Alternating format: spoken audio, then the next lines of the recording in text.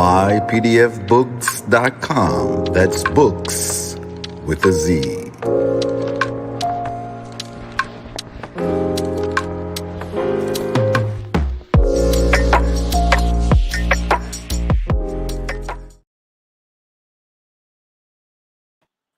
Islam Nova Lamar, you lie. All right. Peace.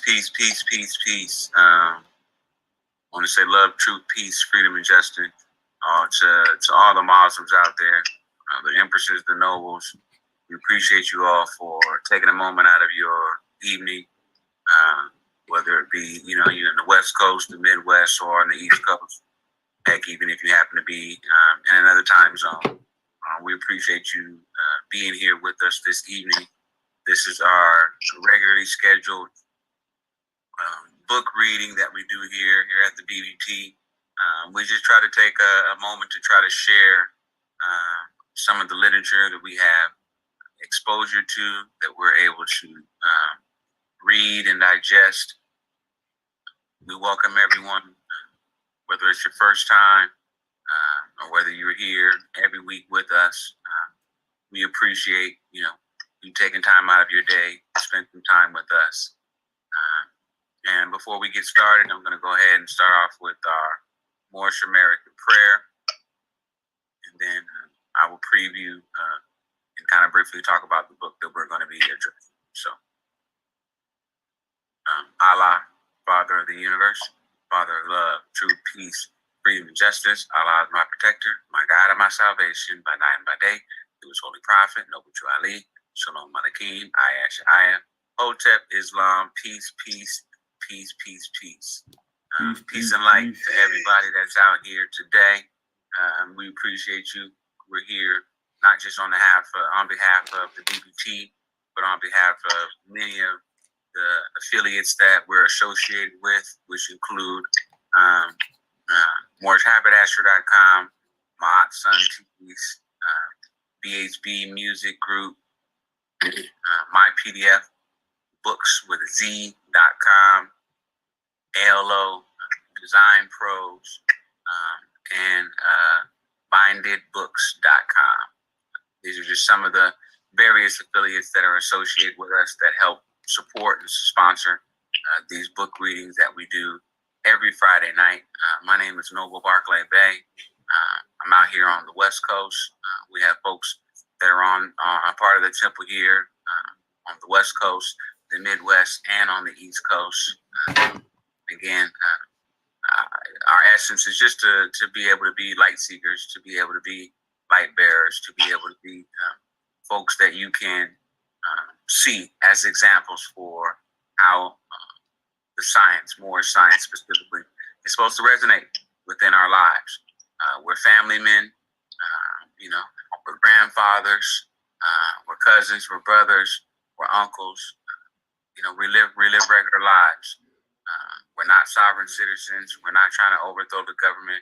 We're not trying to do anything other than live honorably and nobly. And so, with that, I'm going to get into today's reading, which I'm going to pull up this book. Actually, I need someone to make me the host real quick. I'm not able to do that for myself. Gotcha. Appreciate it.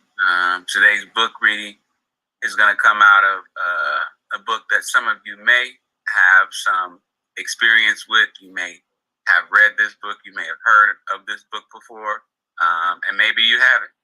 And so we're just going to take a few moments to kind of to go through a little bit of this book, which is 103 Amazing Facts about the Black Indian of the Western Hemisphere.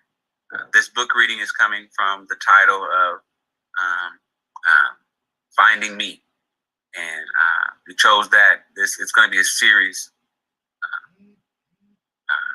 that is a speaking series that includes a number of different books that'll be just addressing, the search for oneself and how do you find yourself through study? How do you find yourself through knowledge, through understanding?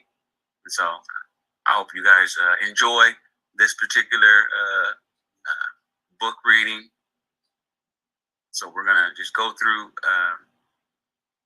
a little bit here. Again, if there's any questions that anyone has, feel free to put those in here. We'll try to address those. If anybody has questions that they post on YouTube or Instagram or any other social media handles that are advertising or displaying this particular message, we're definitely going to try to get to those as quickly as we can. And once again, we appreciate you taking time out of your evening to be here with us. At times, statements or phrases can cause the human mind to tap into worlds or realities where a bigger picture or image of that time zone or reality is given. Revealing more information about that reality. Someone else has been responsible for recording the history of my people for the past 500 years. Other than my own people, the perception of our past is very limited. Our past and how we perceive our past has been shown to us by people who have so far not recorded our history correctly for the past 500 years. May these facts penetrate the psyche of my people and cause a mental stimulus that ignites the spirit and breaks the spell of amnesia that currently plagues most of us. We are in desperate need of a total memory recall. And this is by the author, which is Canyon. Moving on to the introduction. This work has been written in a special way to psychologically and spiritually heal the mental and spiritual damages that have been done to the Black, Indigenous, Native of the Western Hemisphere, so-called American Indian. It is also designed to make the Black, Indigenous, Native of the Western Hemisphere aware of the psychological and spiritual damages that have been done. It is not for everyone. It is an antidote for a degree of sickness that has been embedded deeply within the well-being of my people. My people have been programmed to think that Africa is their homeland, when home is right underneath their feet. I think that, there's numerous people that have tried to share this, and I'm probably going to misquote this, but I know Martin Luther King, later in the later years, had made a statement in essence to the effect that, his people didn't really understand that they were home, that there was nowhere else for them to be. There was nowhere else for them to go. And that was something that I think in his later years, right before he transitioned, really kind of spoke to his spirit and his heart, is that there wasn't enough work and effort that had been done to really try to educate his people to understand that we wasn't from nowhere else and that we were already home.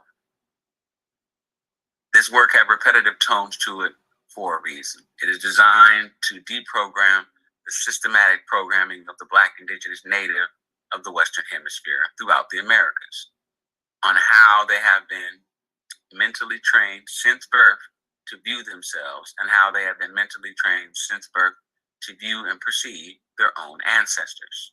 My name is Kenyon. I was born and raised on the west side of Chicago. My father's side of the family comes from Coweta, Kusuta, Shawnee, and Tuscarora people. My mother's side of the family comes from the Salagi, Choctaw, Chickasaw, and Chula people. Based on the matriarchal society that was once honored by most of our people and still honored by some of us, I am Saligi. I come from a long line of women who trace their lineage through women. Whatever the woman's clan is, so is the child. However, the strongest spirit on me and the strongest ancestral spirits who walk with me is from my father's side. I am a red stick warrior. We opposed European expansion onto our ancestral lands. We opposed our own people who supported this and opposed our own people who supported the rebel government called America. We fought against Europeans, the new rebel government, America, and our own people. We bathed in hot blood with our own kinsmen who were wooed and seduced by European lifestyle and European trinkets. Many battles were fought with the quote-unquote white man. Many more were fought with our own people who became victims of the quote-unquote white man's spell. Throughout different battles, where there were 1,000 or more quote unquote white people on the battlefield, there were triple the number of us in ranks alongside of them, helping them with their European colonialism campaign. As a child, I grew up in the 1970s at the age of 5. My grandparents took me back to where they were born and raised, which is Mentor City and Money, Mississippi, in Leflore County. They took me to various burial grounds and showed me where my ancestors were resting. In my own family, no known relatives still speak our native tongue.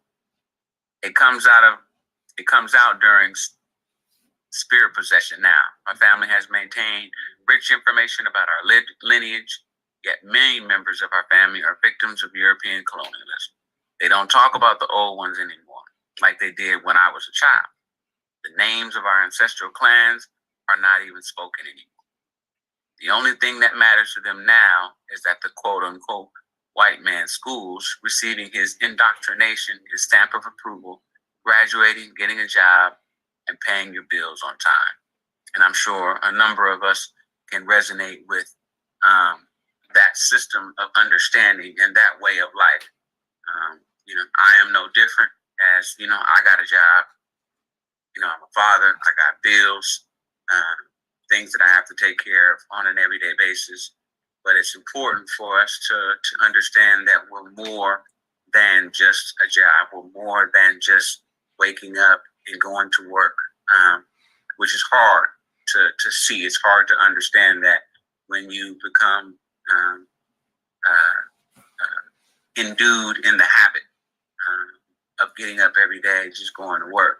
And certainly this is not to say that we don't need money. This is not to say that having a job and being able to provide for one's family, whether you're the man, whether you're the woman, whether you guys work together or separately, is not important. But just to understand that life isn't only about just waking up every day. At some point in time, hopefully, your spirit has a desire to want to do more, to find out what your passions are, to find out how you can be a productive member, not just of society, but hopefully to people who you like to call family.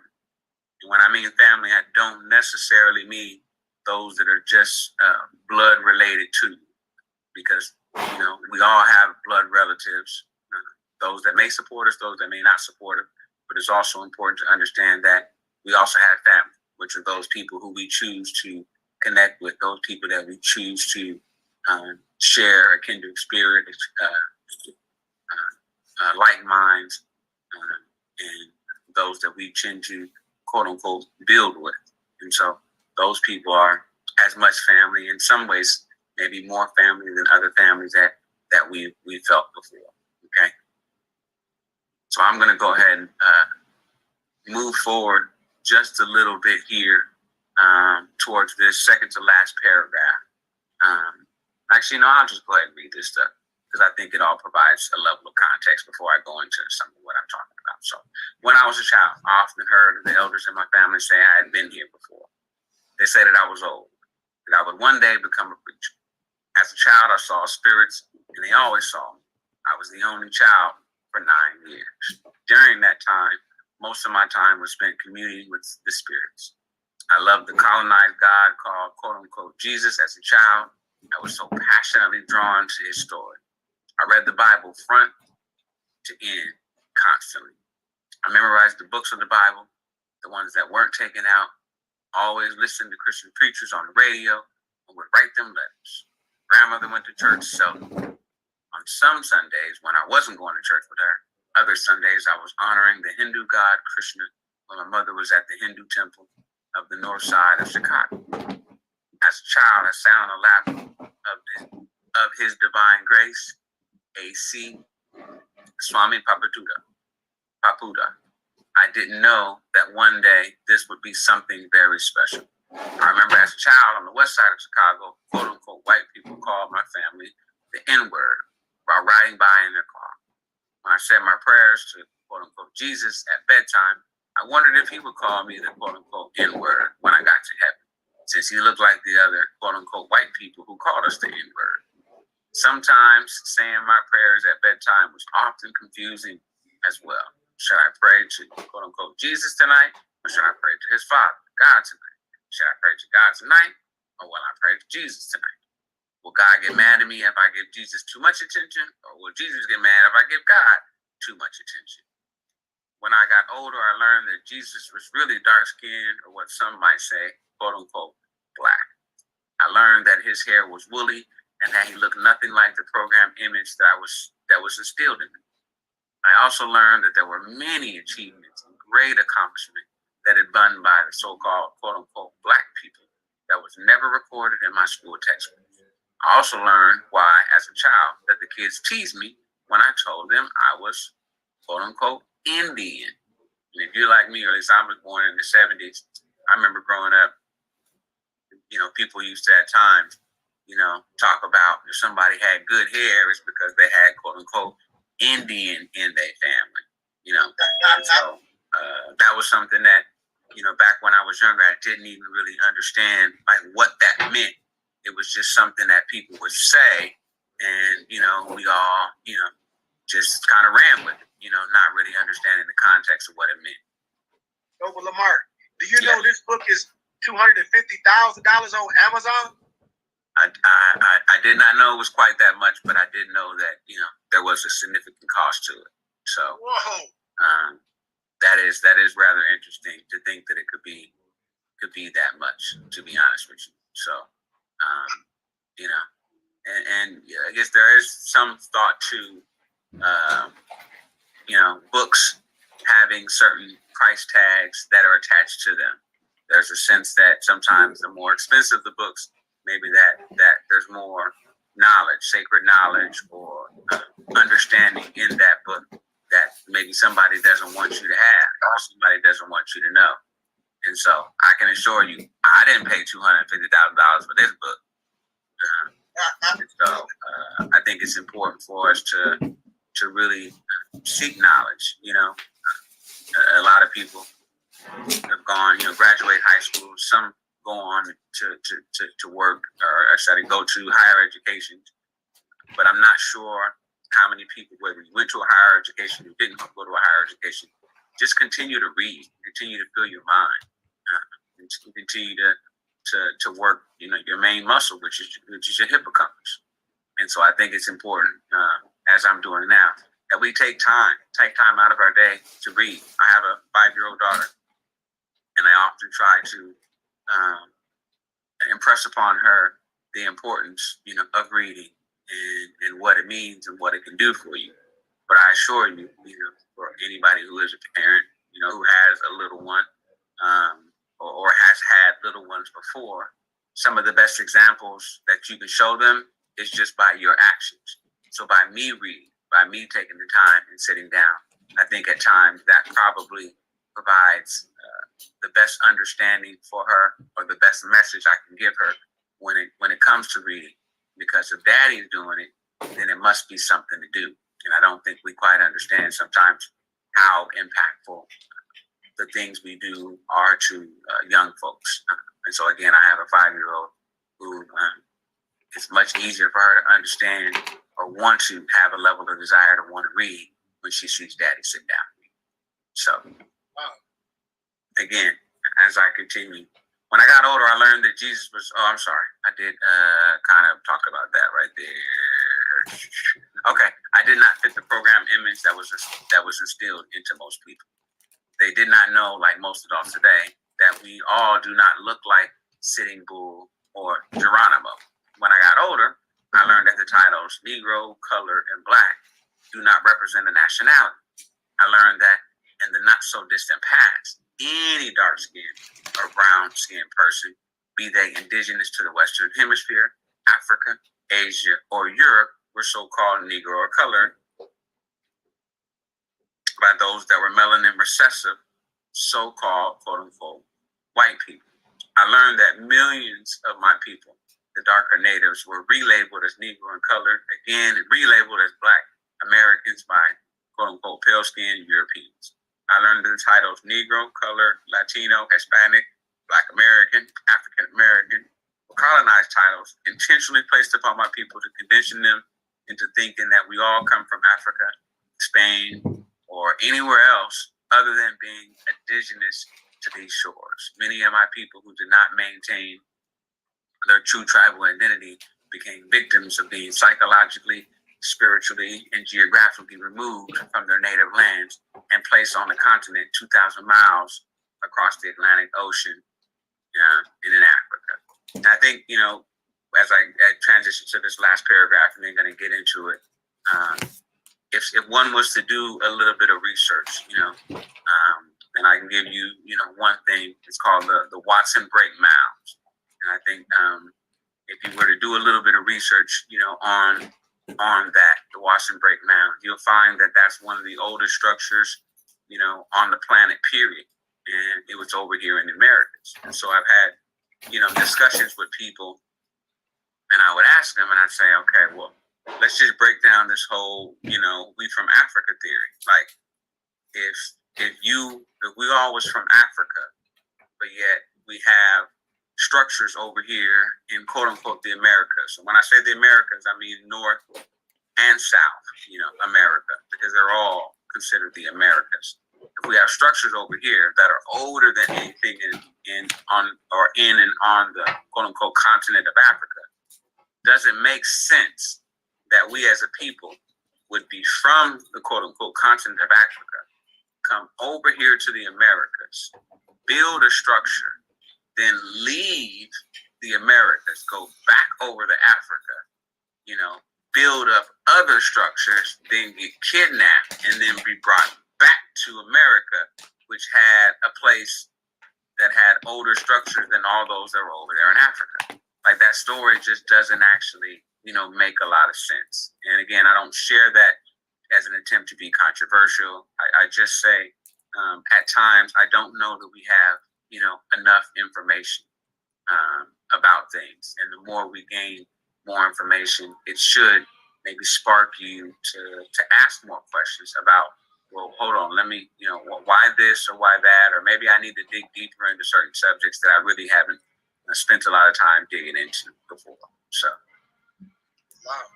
I'll continue. The ancestral spirits have led me through many different schools of thought. In college, I came across the teachings of His Grace, the Honorable Elijah Muhammad, at UCHI, through one of those students, the most noble Minister Lord Farrakhan.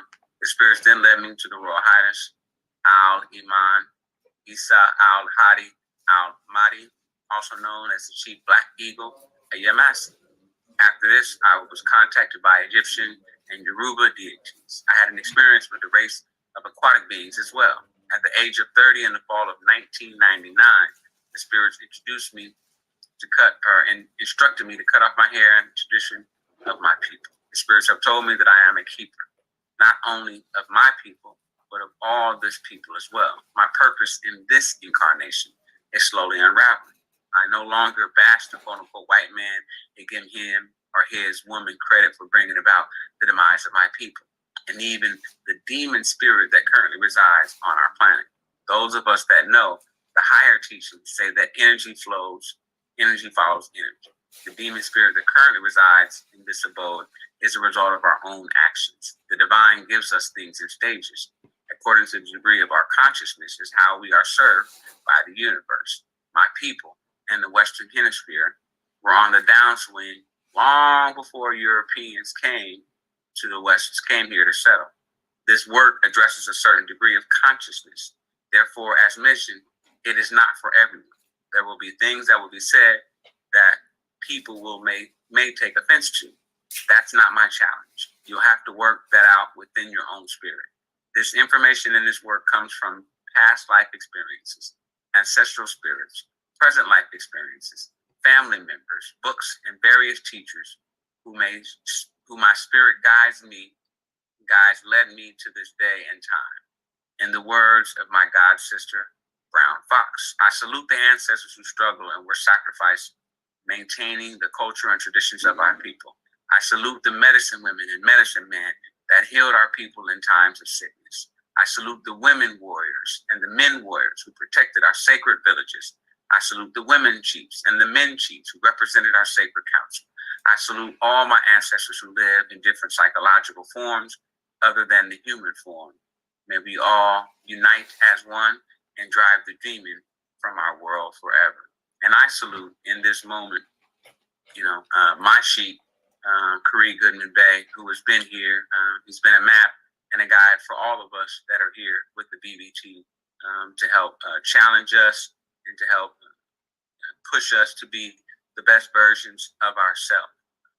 And I know sometimes people always say, well, and I've heard this from other folks to say, well, if somebody, loves you, that they'll love you in a particular way. Well, I can tell you that I know, our sheep, Kareem Goodman Bay, he loves us because he challenges us in ways that sometimes maybe makes us a little uncomfortable. But through that discomfort, we understand that there's a better space for us to get to. There's a better version of ourselves that we can get to. And so, in basketball officiating, because I do officiate basketball, because like I said, I'm a real person. I don't live no imaginary life. One of the things that we talk about in basketball officiating is you have to become comfortable with being uncomfortable. And so until you become comfortable in uncomfortable situations, it's very difficult to work through what may be transpiring on a basketball court with people that you may or may not have commonalities with. But if you could become comfortable with being in those uncomfortable situations, you can find peace within your spirit to be able to do what you need to do and find solutions to whatever's happening on the floor at that time. And so, one last quote before we get into the context of the reading, and I appreciate everybody for your patience thus far and kind of letting me lay some of this background before we get into the meat and potatoes, as they like to say, regarding what we're going to discuss. And this is a Bible verse that I'm sure many of us are familiar with, and if you're not familiar with it, may you become familiar with this particular verse. And it's Hosea 4:6, and I'll read it, and I quote, "My people are destroyed for lack of knowledge, because thou art rejected knowledge. I will also reject thee, that thou shalt be no priest to me. Seeing thou hast forgotten the law of thy God, I will also forget thy children." And it's just, in short, a way of saying, we can't run away from understanding. We can't run away from knowledge. We can't run away from things that maybe make us feel a little bit uncomfortable, because through that discomfort, a lot of times we find understanding. And so, as I begin here with the 103 facts, I'm not intending to read all 103 facts. Again, I would challenge anyone to maybe not get this book online on Amazon for $250,000. I wouldn't recommend that, but you certainly can go to one of our online PDF companies, which is My PDF Books with the Z.com, or bindedbooks.com, if you want that PDF to be binded and printed and shipped out to you. We ship it to anywhere in the United States, and pretty much anywhere in the world, if you want this particular copy. So you can reach out to me if you have any questions about this. My email is sport.barclay@gmail.com. And we have a plethora of books for you. And I assure you, we can find something, whether it's on literature, history, science, law, mathematics, education, spirituality. We've got something for you. So, as I digress and get ready to move into some of these 103 amazing facts, again, I will only go through a handful of these facts, but I'm hopeful that these resonate in your spirit in the same way they resonated in my spirit when I first read them. Number one, Black Indians have lived in the Western Hemisphere since time immemorial. And although I'm going to do another lesson on another day where I'm going to go through the alphabet. When I mean the alphabet, I mean from A to Z. I'm going to pick a letter and kind of explain a particular word with each one of those letters. I would just quickly say, take a look at the definition of immemorial, because I think sometimes we have a sense that things will end if we understand the spirit, if we understand God, Allah, Yahweh. We have been here since the beginning of time, and we will always be here. And immemorial speaks to that in certain regards. So, number 2, Black Indians were not spawned or created as a result of Africans coming to the Western Hemisphere during the transatlantic slave trade, mixing with the native people of the Western Hemisphere region, also known as Native American Indians. Native or indigenous people of the Western Hemisphere, also known as Indians, did not refer to themselves or their ancestors as Indians. We use the word Indian since most people are accustomed to this title. The word Indian, Red Man, Native American are European colonized terms. Native or indigenous people of the Western Hemisphere refer to themselves by the way of tones, vibrations of expression. Your spirit said who and what you are. The name given to you was based upon what type of spirit you possessed. And I would say that I think we all can somewhat relate to that, in that, and I don't want to say that it's most of us, but probably numerous people, listening, you had a family name growing up, and it probably wasn't the name that's written on your ID, your driver's license, or your social security card, and it was what your family called you. And for a lot of us, you retain that quote unquote family name, whether it's, Man, Pookie, or whatever your name, happens to be. You retain that name for, as long as you're here.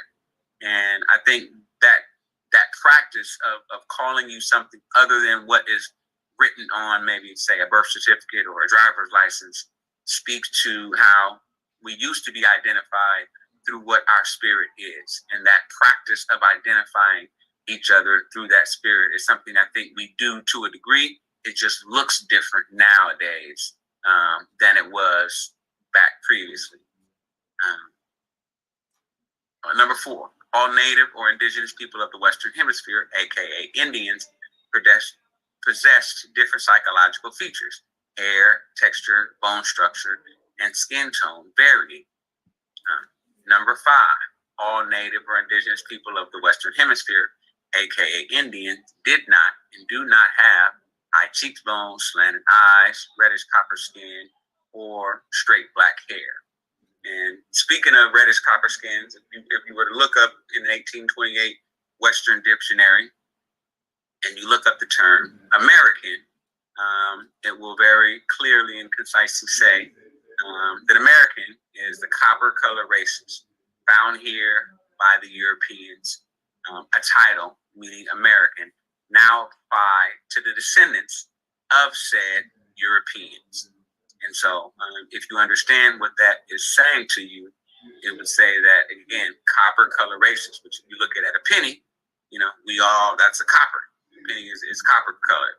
And, a whole bunch of people who look like the colors of pennies. And if you looked at any number of pennies probably that you got in your piggy banks or in your drawers or in your pockets or your cars or wherever you might have them, they're not all the exact same tone. They're not all the exact same color.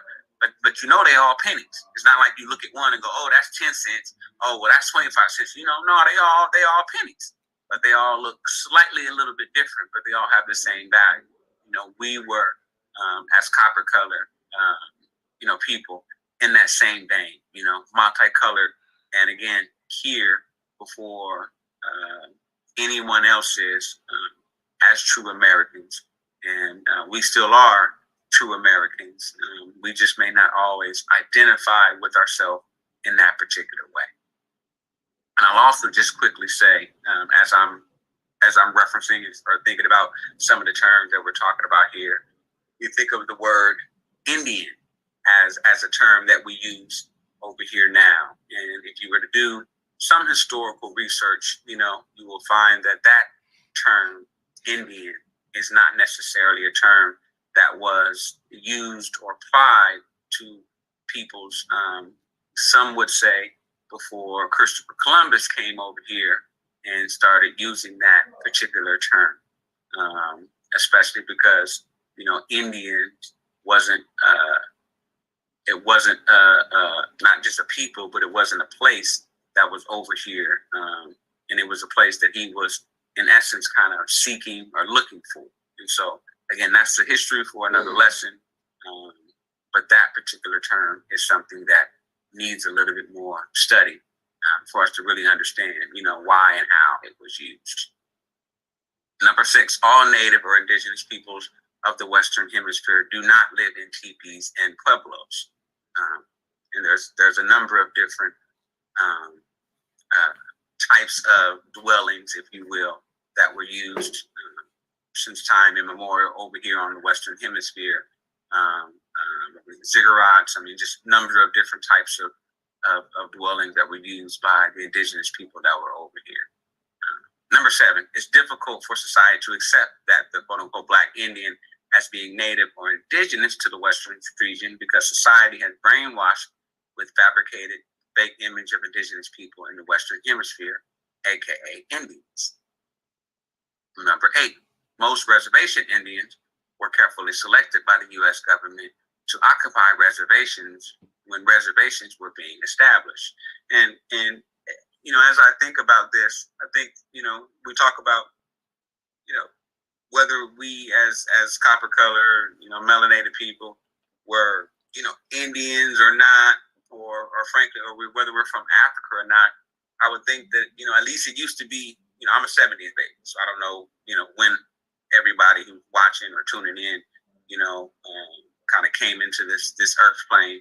But I know when I used to, talk to family about our history and where we come from, they never said African, they never said Africa, but they always did say that we had some sort of Indian, that was in our family, Blackfoot, Choctaw, Yamasee, whatever that may be, there was always some Indian in there, but they never said that, hey, yeah, we from Africa. And if you look at people even today who come from the continent of Africa, and you compare them, what we call today, the American, melanated person, copper-colored person that's over here, there's some very distinct differences between us. We don't necessarily look the same. Obviously, we have melanated, we have melanated, so that maybe throw people off, but we sound different. Our dialects are different.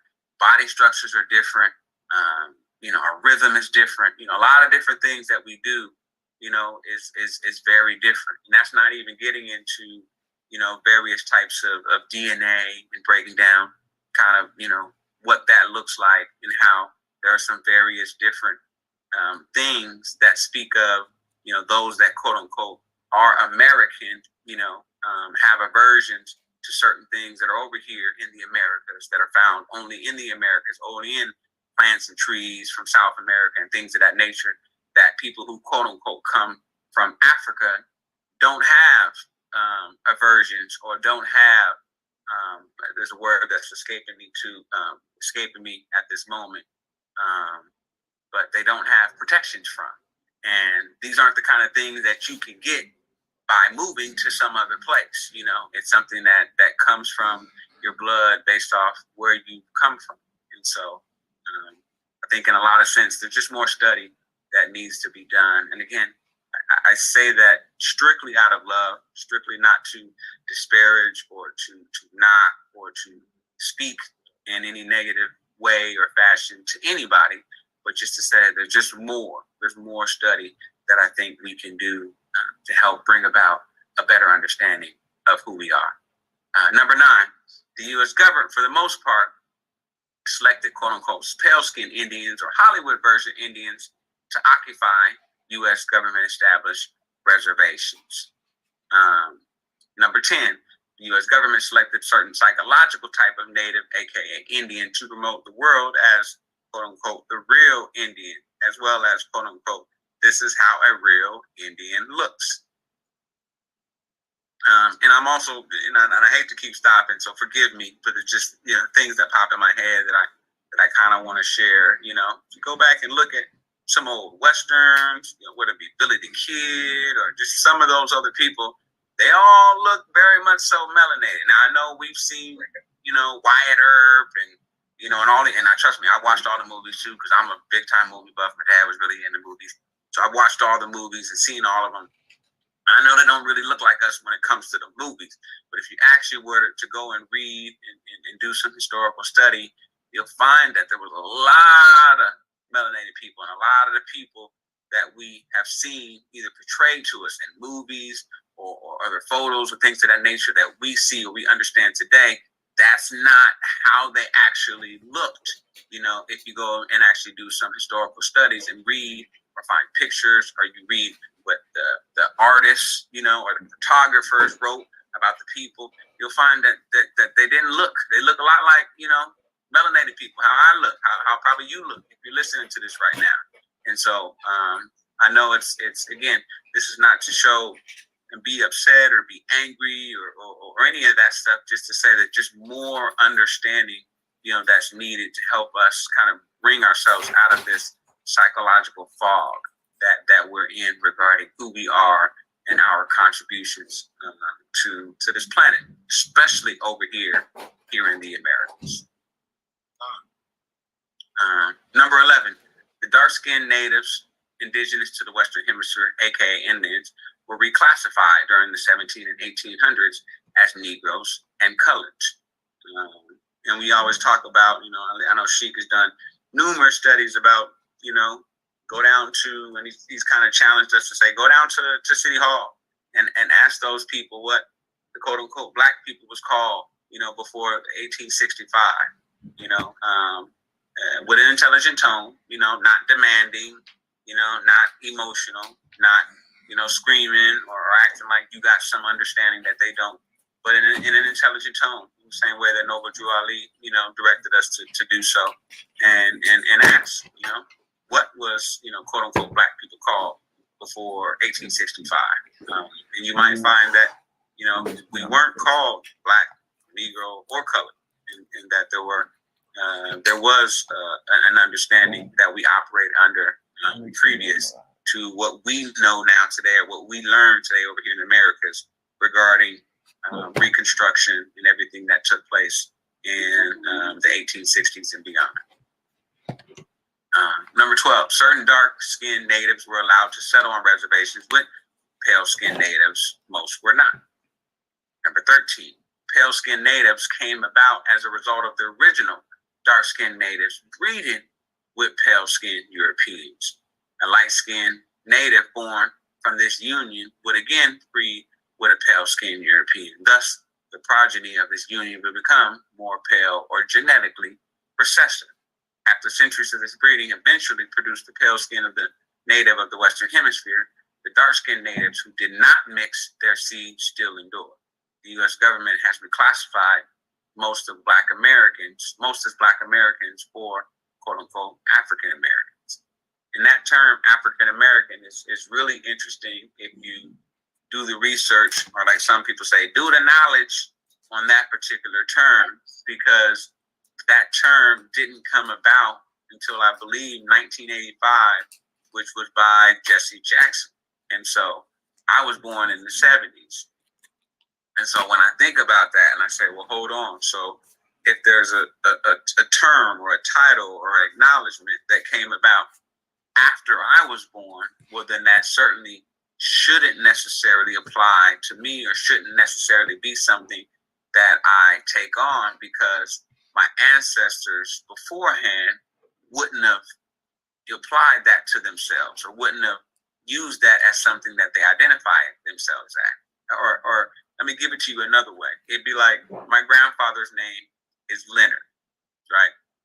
So let's say I have a son, and I choose to name my son Leonard, right?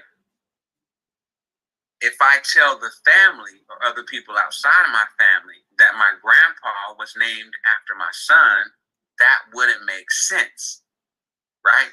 Because my grandpa was born before my son.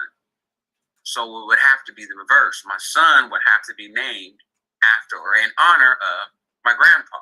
So I hope that helps kind of clear that up.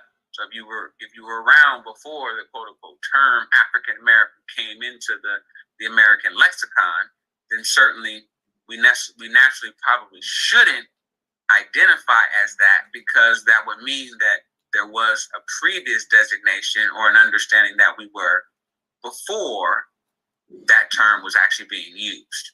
And even though afterward people may see themselves as that because it now has become part of the vernacular that we speak in on an everyday basis, that doesn't actually mean that's the proper way to necessarily identify yourself. And I hope I didn't get too deep with that particular, explanation. But I wanted to try to provide some level of context to hopefully maybe kind of clear that up as we go through this. Moving on, number 14.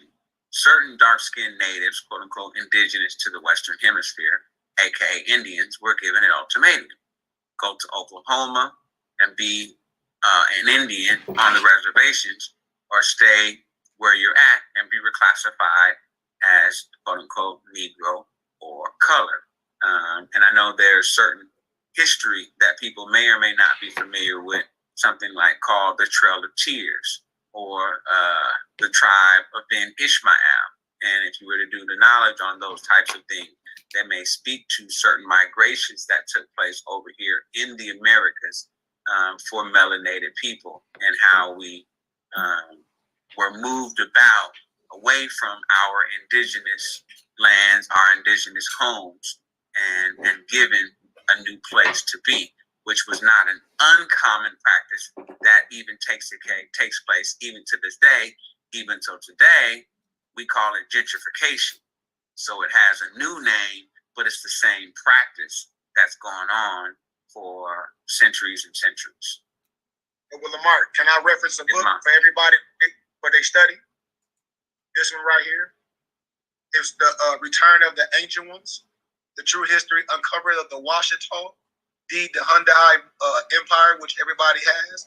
It's the Washita Files by Empress Verdice Tierra, Washita Turner Gostin L. Bay of the Black Washita Empire. And it just speaks of how the state of Louisiana was originally stolen and illegally sold as the Louisiana Purchase. I challenge everybody to get this from us as well. It's going to clear a lot of things up, as Noble Lamarck was educating us about. So I challenge my brothers and sisters. This is a really important piece of history that goes along with what Noble has been teaching about right now. It's a very, very important piece of history. And this is what it is. Again, I like to just hold it up for you guys. It's called The Return of the Ancient Ones. And it's available. Noble Lamarck has this book. And if you're interested in it, he has a PDF or he can print it. But it's packed with information, and it just gives you a clear understanding how the names have changed from Washita to Washington, and from Tunic to Turner, what we call westernized or Americanized or colonized. So this is a book that goes along with the so-called wisdom that Noble Lamarck is teaching right now. Gratitude. And I wasn't gonna reference this, but since you brought that up, I'm gonna read something else really quickly, and then I'm gonna get back to what we're doing, because I wasn't gonna reference this, but I think this goes in line. And so I'm reading, from another book. I probably ain't putting this up right so you can actually see this. And this book is called the Evolution of Sacred Moorish Science, Past and Present. And this is specifically speaking to Empress Verdiachi. And so Empress Verdiachi Tiara, Washita Turner, Golston Bay, and I'm reading from page 119, chapter 6 of this particular book. So Empress Verdiachi Tiara, Washita Turner, Golston Bay, 1927 to present. The Empress was said to have been a small town mayor, a civil rights activist, an amateur historian. She is recognized amongst her followers as the supreme ruler of the Washita de Dugamo, Undaya, the Washita Nation. The Empress claims hereditary descendant from the imperial line of matriarchs of royal women who ruled in Amexa, which is considered Florida, Louisiana, Arkansas, Oklahoma from time immemorial.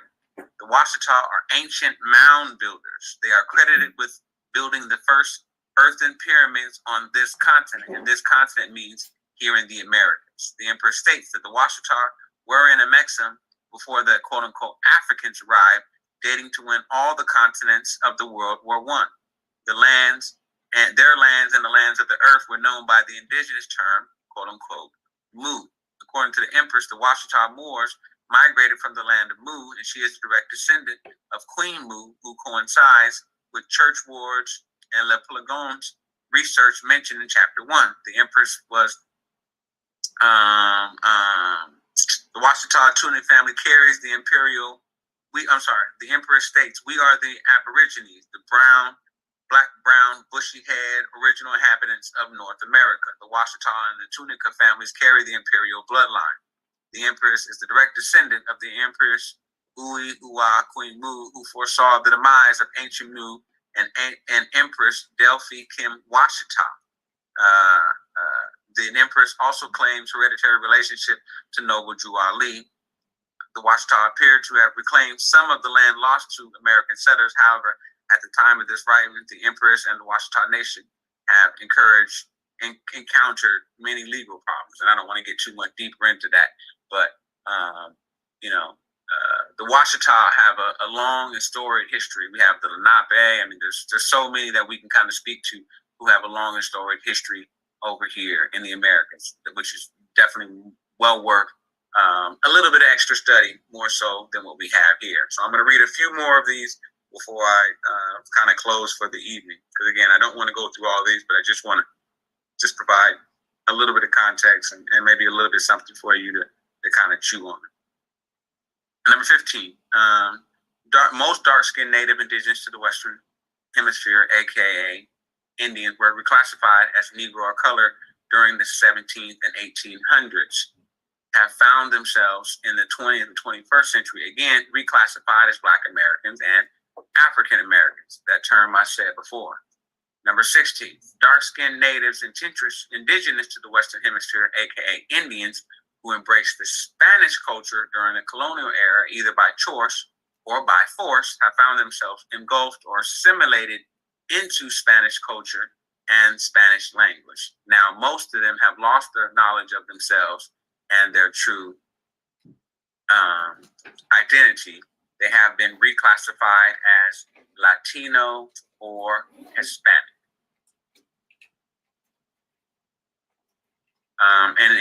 Just speaking of language, because we all now speak, quote unquote, English, which is considered a bastardized language, not understanding or not knowing that a lot of English, as well as a lot of other languages, were based off, quote unquote, Moorish Latin, which is a language that we used to understand and speak very fluently, because that was a native tongue to us from time immemorial.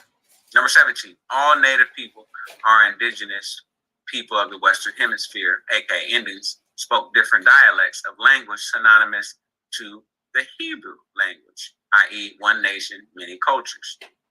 Number 18, most early European writers during the 1400s throughout the 1800s, including quote-unquote pale-skinned Jews, all agreed that the heathen savage of the Western Hemisphere, aka the Indians, throughout the Americas, were without a doubt descendants of the lost tribes of Israel. Number 19, a pale-skinned European by the name of James Adair, an English writer. Yeah. Which is in essence why they use the word "I found." If you're the lost tribe of Israel, that's why they use the term "I found." Islam. And again, there's biblical references, speaking to that as well. And so again, it's like in the 1828 Webster Dictionary when they say what American is, the copper colored races found here by the Europeans. But how can, no disrespect, a European, an Albion, or anyone find somebody in somewhere that they already were here? You ain't found nobody here. When you came here, you saw the natives of the land. Yeah. It's just what it is.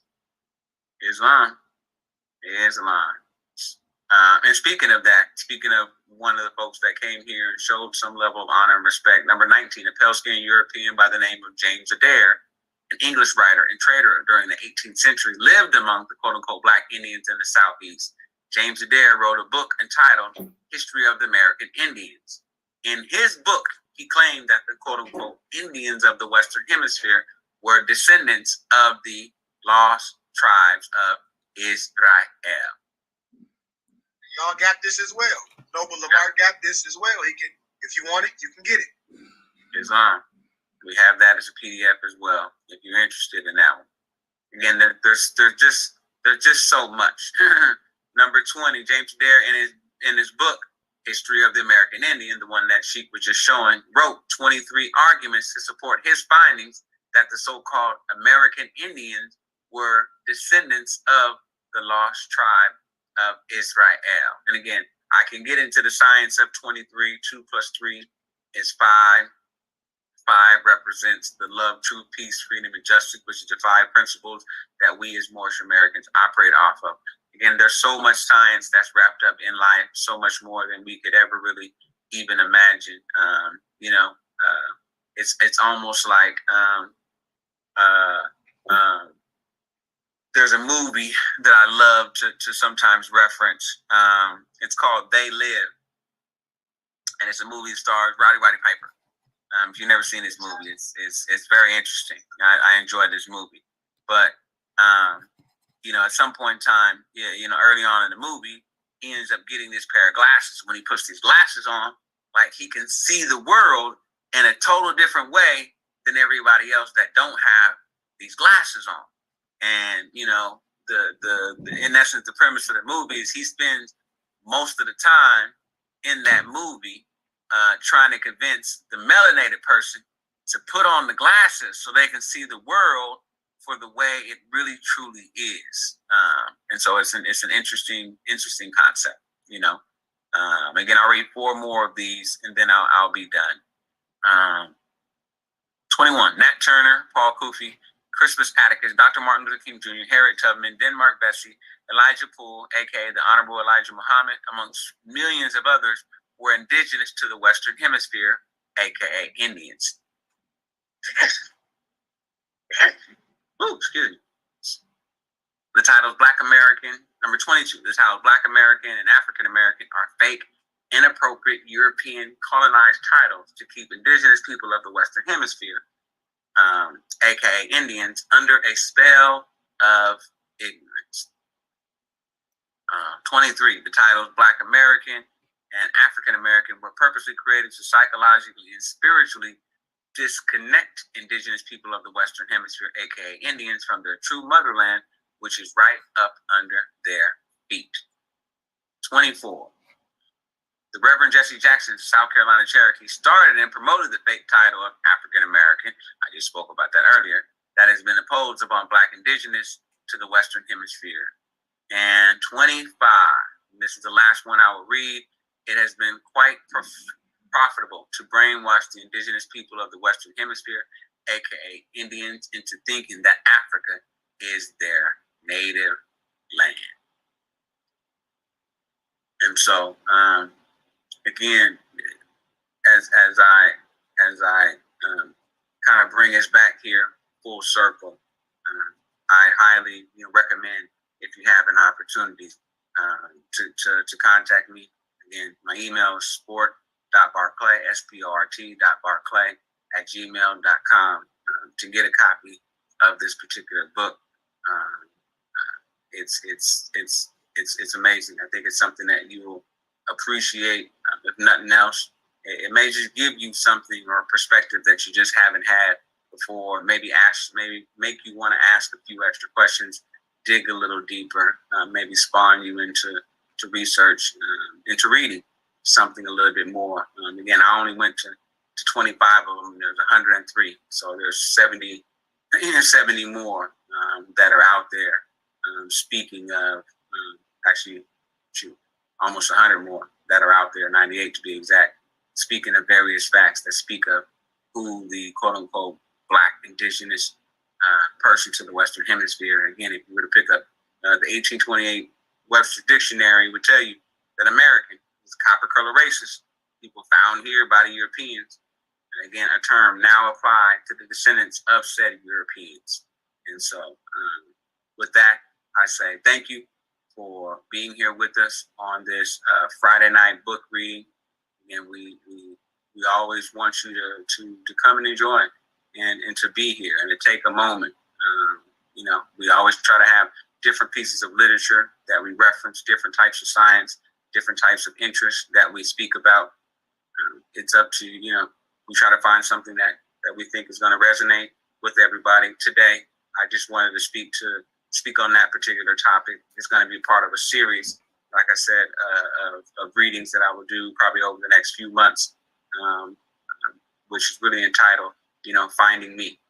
And it's part of my search that I spent some time really trying to understand, who I was, where I came from, why I know that I have more to offer life than just waking up every day and just going to work. It's because I come from an illustrious history of a people who've done some absolutely amazing things. And again, I say that with all humility, not to say that I'm better than anybody else, but that I know that I'm more than what I necessarily have been taught. And I think that's an important lesson that I also want to share with my daughter, who's 5 years old now, that she too comes from an illustrious history of a people who contributed greatly to the world. And we have so much to offer, more than just athletics.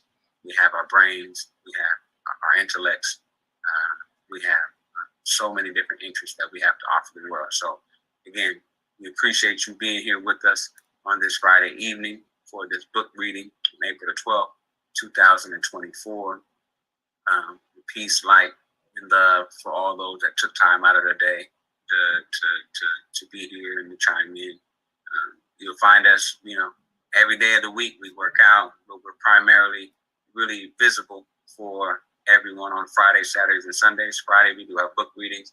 Saturday we have an in-depth study that we do at 10:30 a.m. Arizona, or Pacific Standing Time right now, because Arizona and the West are on the same time zone. And at 2:00 on Sundays, where we have Sunday school. And so we invite you to come out. We invite you to take a time out of your day. We try to keep it short. We try to keep it sweet. We understand you have families. We understand you have many, many other things and obligations to do. We just try to sliver our way into your life for a hot moment to see if we can share some knowledge, some understanding, maybe things that you may not know or you may not have heard before. So with that, I will go ahead and lead us out. If there's not any questions or otherwise, I will lead us out with the Moorish American prayer and again say thanks. Thanks for your time. Gratitude for your time and your wisdom, Noble. Islam. Allah, Father of the universe, Father of love, truth, peace, freedom, and justice. Allah is my protector, my God, and my salvation, by night and by day, through his holy prophet, Noble Ali, Shalom Alaikum, Ayah, Hotep, Islam, peace, peace, peace, peace, peace, peace, light, love. Peace. Everybody. I see a G.I. Joe quote, and knowing is half the battle. G.I. Joe. Absolutely. I love y'all. Knowledge is power. Yes, sir. Islam. Peace.